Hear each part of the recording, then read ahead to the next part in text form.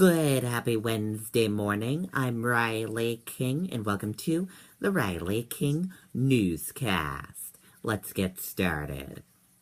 First up, police seek inmate who escaped Manchester housing unit.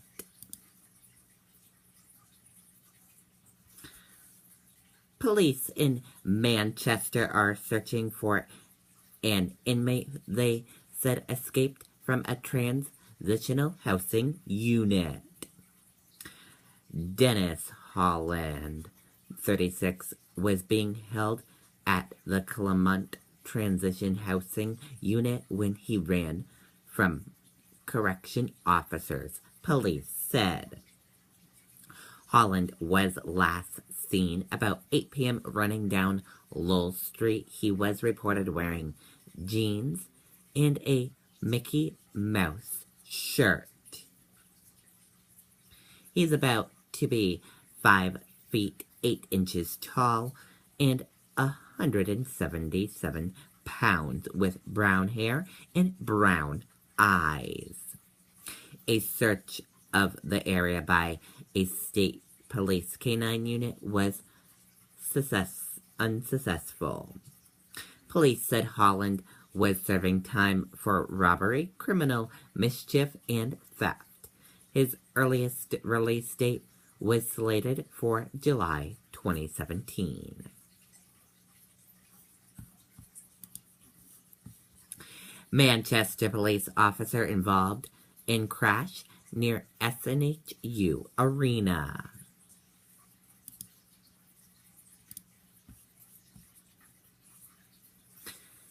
An officer-involved crash happened just before 9 p.m. in Manchester, according to police. Officers said the crash happened at the intersection of Lake and Chestnut in front of SNHU Arena. Police said both drivers are okay. The officer was taken to the hospital to be checked and was on his way back to work as of 11:10 p.m. No other details were released.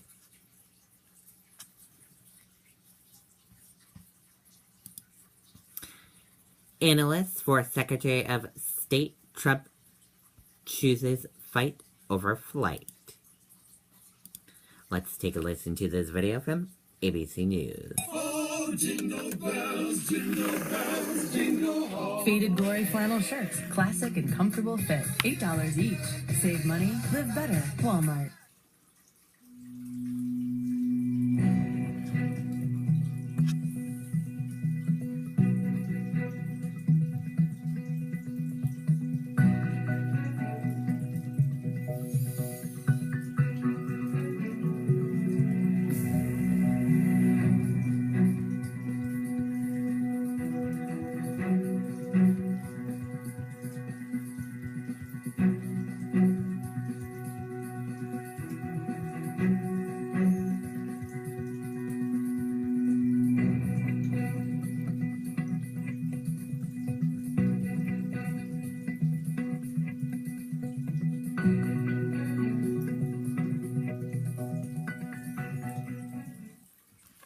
Okay, and there you go on that report.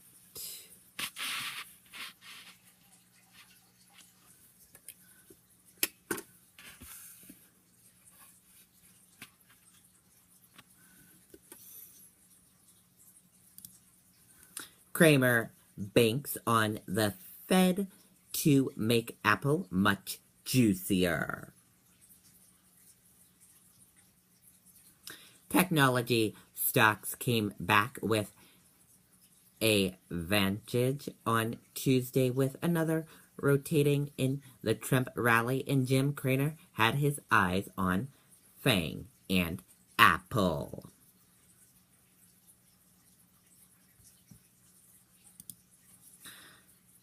Apollo crossfire broke as evacuations of civilians delayed. Let's take a listen to this video from CNN. In a fierce final push to retake eastern Aleppo, Syrian government forces sweeping former rebel-held areas. Their assault described this way by a UN spokesman. In these hours, look like a complete meltdown of humanity in Aleppo. There are accusations of severe atrocities, the UN saying it has information that some 82 civilians, including women and children, were executed by pro-government forces during their advance. Neither the Syrian government nor Russia had commented on the accusations. After weeks of bombardment and house-to-house combat in which the pro-government forces took back most of the area the rebels held for years, an agreement to evacuate the remaining opposition fighters from the last small enclave they managed to hold. Russia's UN ambassador announcing the deal. The Syrian government has established control over East Aleppo, so now the stage has come for practical humanitarian initiatives. After years of war, the once thriving city of Aleppo now a post-apocalyptic nightmare, much of it reduced to rubble.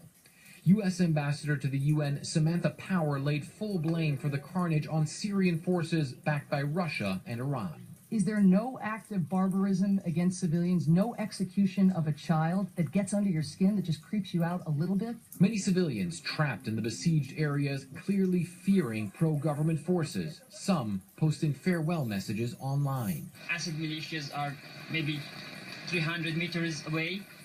No place now to go. This may be my last video. This might be close to, if not the last communication. And this little girl, 7-year-old Bana Alabed, who has emerged as one of the voices of Aleppo. Stand with Aleppo. This is the bombing. And Aaron, it really is unclear how many of those civilians actually survived that final onslaught as it was going on throughout the better part of today before finally that ceasefire and evacuation agreement was reached. And what's going on right now is that there are already buses lining up waiting to take the first batch of people out of that last area there in Aleppo. The latest that we're hearing is that apparently it's been delayed by a few hours. Right now, they say that in about 3 hours from now, they're going to start bringing out, first and foremost, those who are sick and those who are wounded, but there's many others who are still to come in this very pivotal moment in the ongoing civil war. Okay, and there you go on that report. And that does it for the Riley King Newscast right here on the Riley King Network. I hope you all have a great rest of your Wednesday. Goodbye, everyone.